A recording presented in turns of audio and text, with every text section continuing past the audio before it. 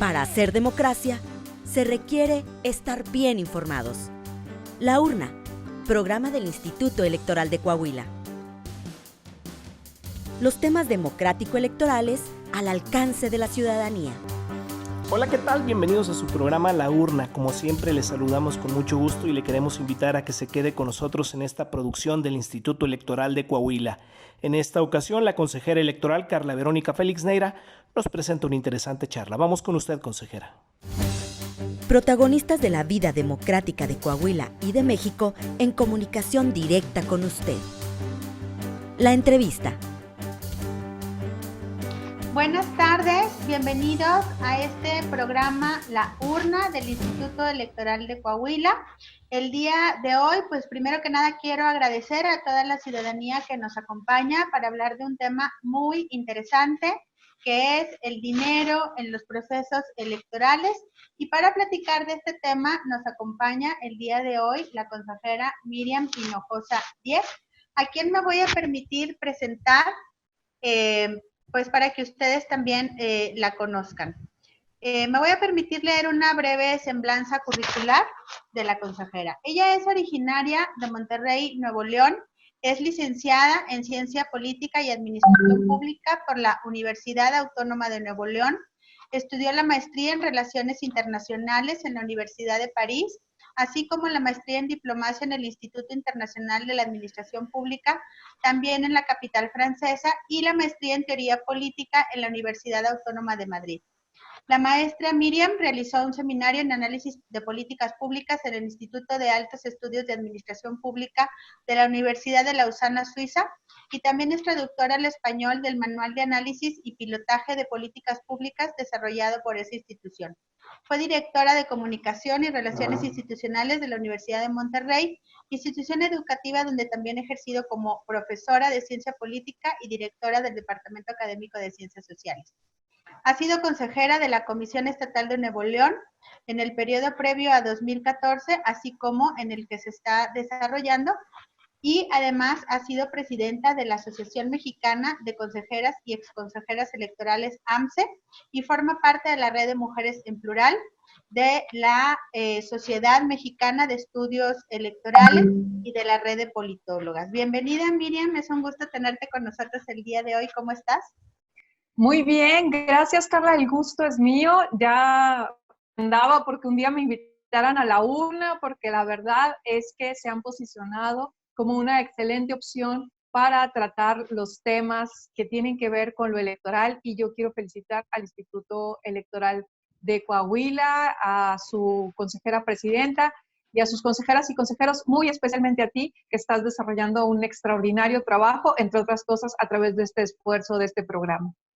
Muchas gracias, Miriam. Bueno, pues para empezar ya con nuestro tema, porque el tiempo no es mucho, vamos a hacer una pequeña contextualización para los ciudadanos que nos escuchan. Y bueno, pues este tema del dinero es un tema que realmente pues ha sido muy, muy cuestionado por los ciudadanos, pues porque se preguntan, ¿no? ¿Por qué se gasta tanto dinero en los procesos? El financiamiento que se le da a los partidos políticos, el gasto que se emplea en los procesos electorales, en la documentación, en los insumos. Es un tema, pues, digamos que está en el centro del debate, ¿no? Siempre en cada proceso, en cada año. Pero es muy importante hacerles saber a la ciudadanía que es importante este tema porque de acuerdo con la Organización de Estados Americanos y Idea Internacional, todos los países tienen una regulación en relación con el dinero que se usa en los procesos electorales, porque el dinero que se usa tiene que ver estrechamente con la calidad de las democracias y la integridad de las elecciones. Entonces, México no es la excepción. Todos los países latinoamericanos tenemos regulaciones. En México, las autoridades o los organismos encargados de gestionar los procesos dependen del presupuesto público, pero además los partidos políticos reciben financiamiento que se compone, digamos, de financiamiento público que otorga el Estado y financiamiento privado, ¿no? Obviamente el financiamiento público siempre supera al privado, pero ambos son los que se les otorgan. Y aquí empezaríamos nuestra entrevista, Miriam, para preguntarte ¿Por qué es tan importante? ¿Por qué es tan importante el dinero en los procesos electorales? Bien, tenemos que entender que los partidos políticos, así lo define nuestra Constitución, son entidades de interés público. ¿Por qué? Porque sin partidos simplemente no hay democracia. Parece posible pensar en que con las nuevas tecnologías las y los ciudadanos podamos directamente hacer valer nuestros puntos de vista, pero la verdad es que somos más de 100 millones de mexicanas y mexicanos, cada uno con puntos de vista diversos, con intereses que no necesariamente convergen, con problemáticas muy precisas, y los partidos políticos tienen, entre otras funciones, en México y en cualquier lugar del mundo, la agregación y articulación de estos intereses. Están a cargo también de fomentar la participación ciudadana, de fomentar la educación cívica, de impulsar el liderazgo de las mujeres, de hacer investigación en los temas electorales. Es decir, tienen un abanico muy grande de funciones que hacen que el Estado mexicano haya considerado que es imprescindible su existencia, además de que la existencia de más de un partido, pues garantiza la pluralidad del sistema político mexicano, que no es sino un reflejo de la pluralidad que existe entre los puntos de vista de las y los mexicanos. Ahora bien, los partidos políticos tienen, entre estas funciones que acabo de mencionar, pues que ejercer una serie de actividades que necesariamente implican costos. Entre otras, las posibilidades de comunicarse con el electorado para una de sus funciones principales, vamos a decir, en aquella en la que más los vemos, que es postular candidaturas para los cargos de elección popular. Es decir, lo que estoy diciendo, las campañas cuestan dinero, pero las campañas son importantes. Las campañas permiten que la ciudadanía esté enterada de qué es lo que propone cada uno de los partidos políticos y los candidatos o candidatas a los que están impulsando, de tal suerte que se busca que ese dinero, sin embargo, no provenga de fuentes no lícitas. Porque imagínate que una vez que un funcionario está en un cargo de elección popular, pues tiene la capacidad de decidir sobre infinidad de cuestiones que podrían resultarle interesantes para una serie de poderes fácticos. Lo mismo muy visibles como pueden ser otras instancias políticas o como puede ser el empresariado, hasta quienes están en los giros negros.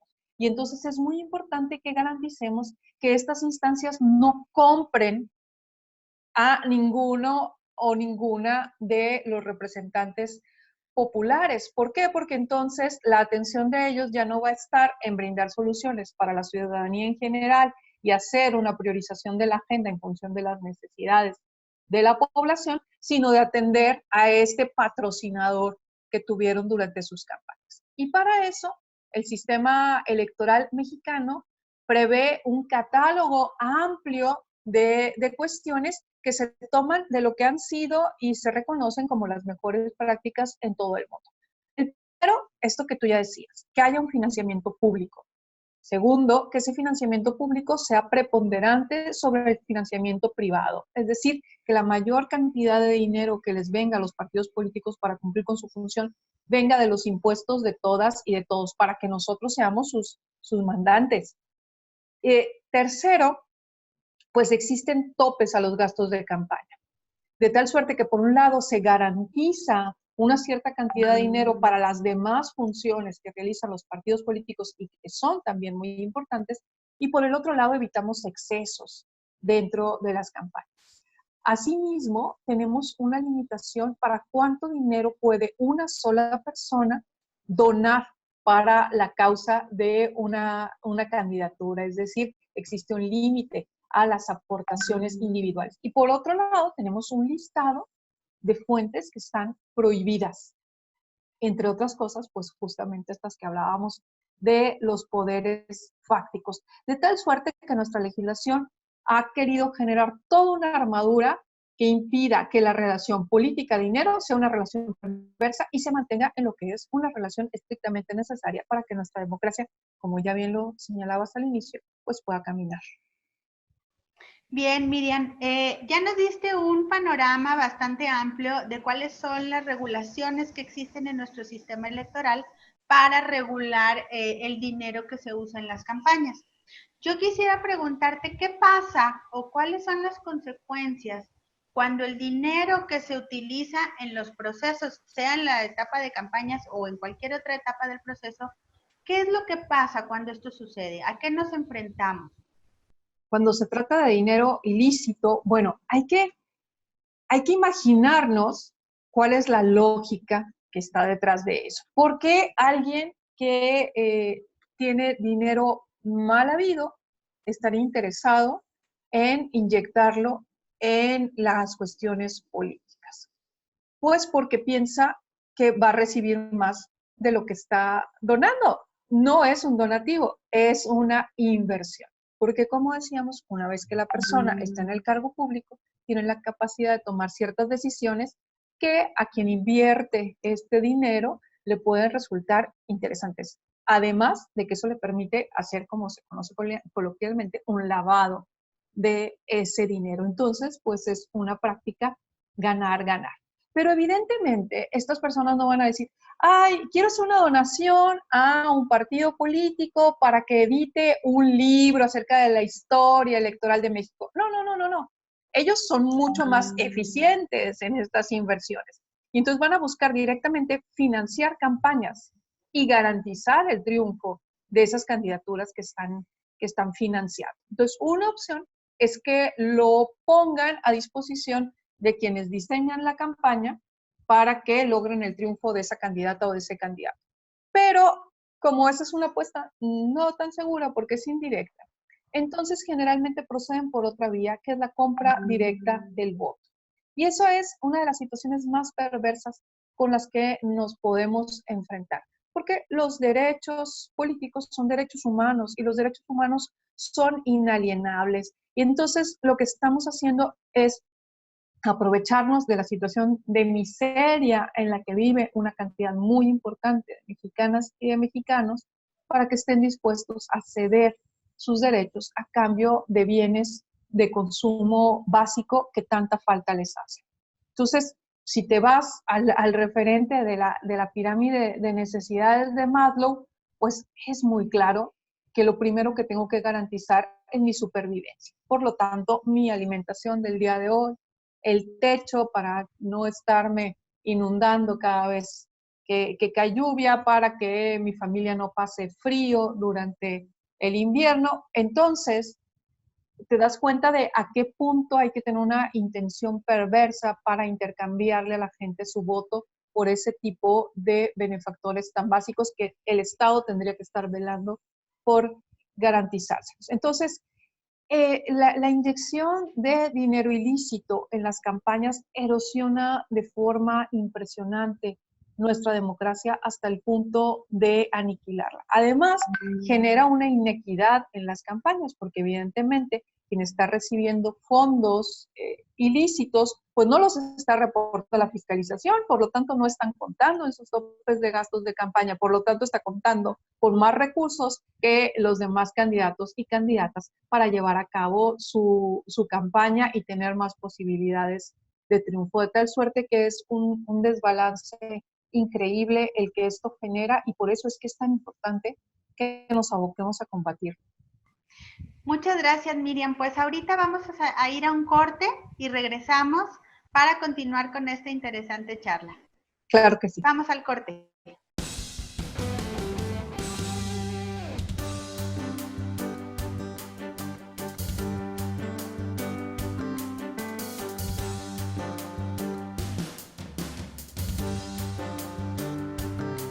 Bienvenidos, estamos de regreso en el programa radiofónico La Urna. Estamos platicando con la consejera Miriam Hinojosa Diez del Consejo de la Comisión Estatal de Nuevo León sobre el dinero y las elecciones.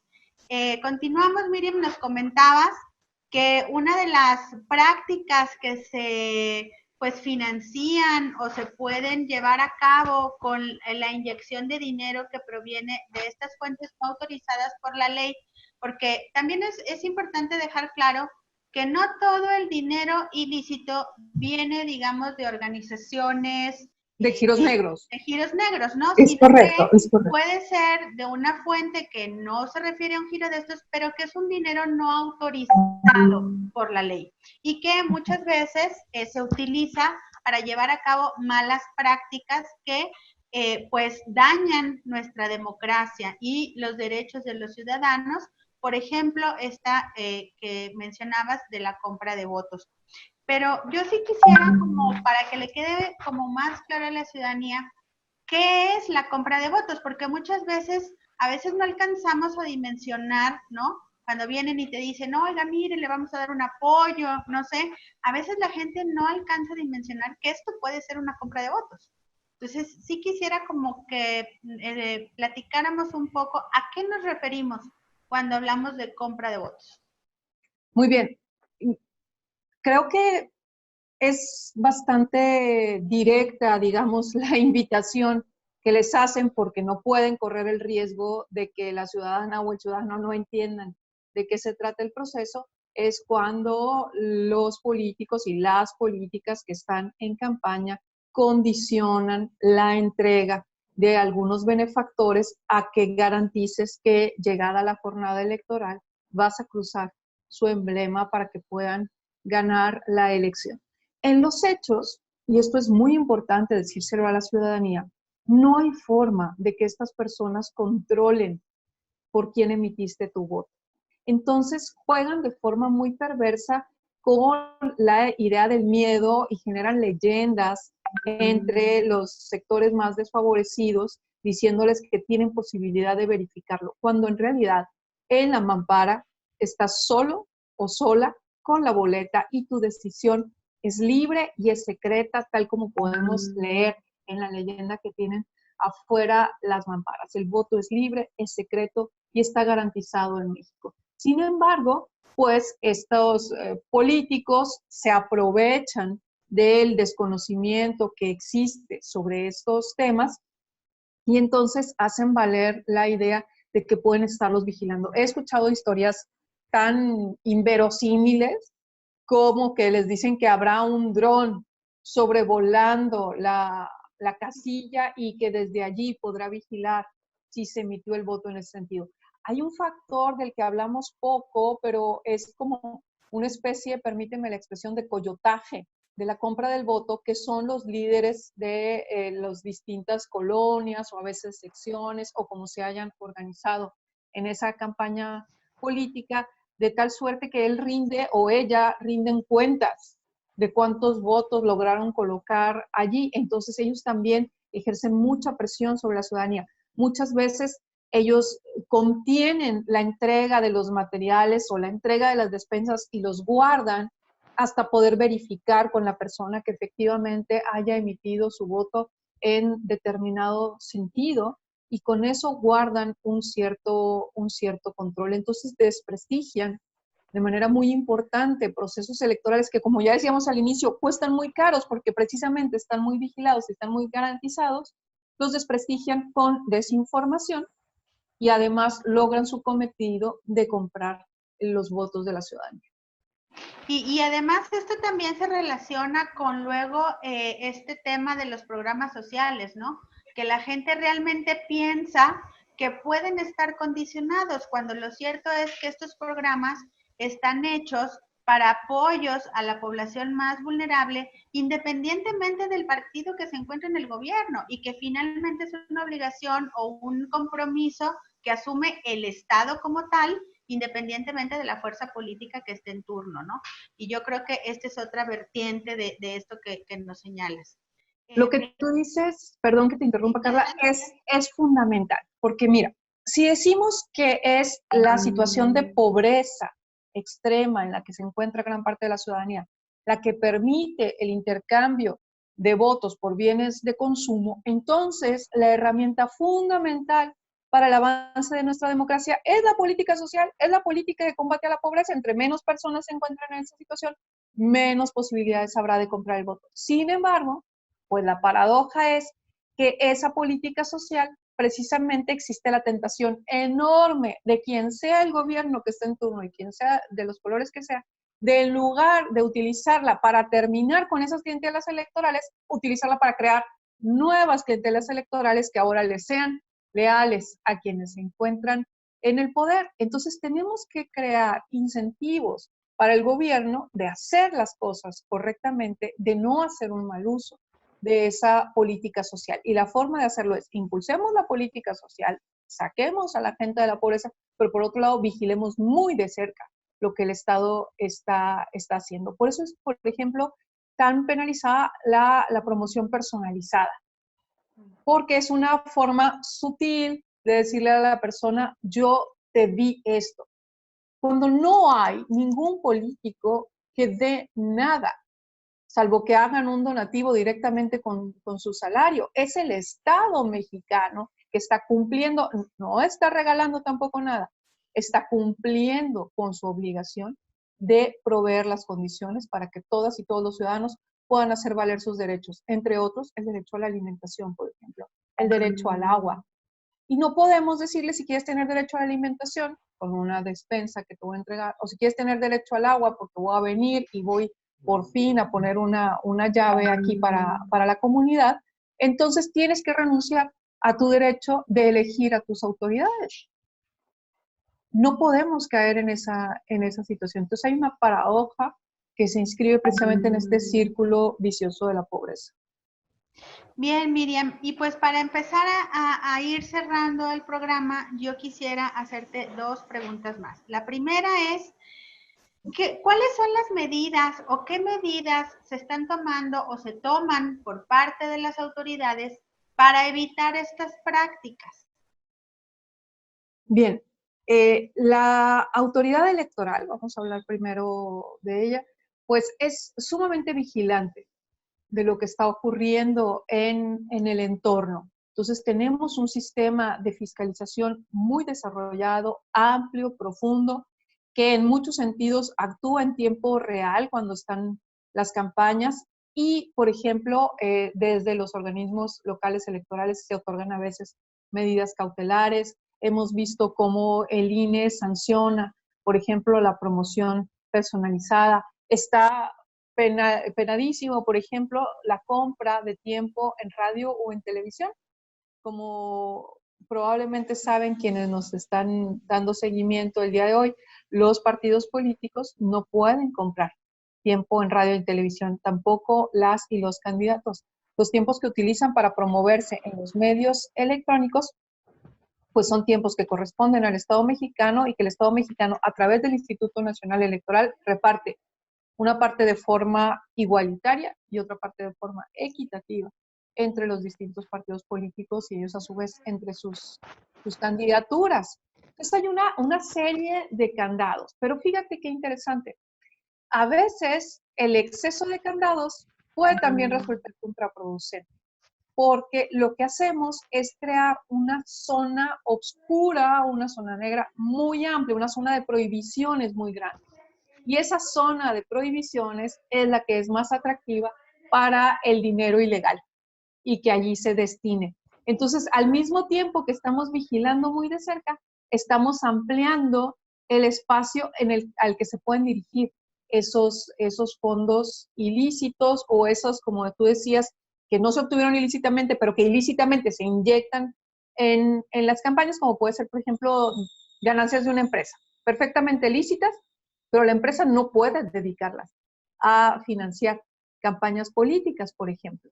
Entonces, como tenemos una cantidad importante de prohibiciones, la zona oscura, que es la que resulta atractiva para los fondos ilícitos, se vuelve demasiado grande y hay muchos más riesgos. Entonces, tendríamos que caminar también en la vía de ir restando algunos candados en nuestro sistema. Y creo que la mejor forma de hacerlo es repensar nuestro modelo de comunicación política. Porque aquí está otra de las cosas que la ciudadanía le molesta porque ve como muy absurdo. Nunca ha sido más democrático y por lo tanto menos caro el acceso a la comunicación como a partir de la existencia del Internet y las redes sociales.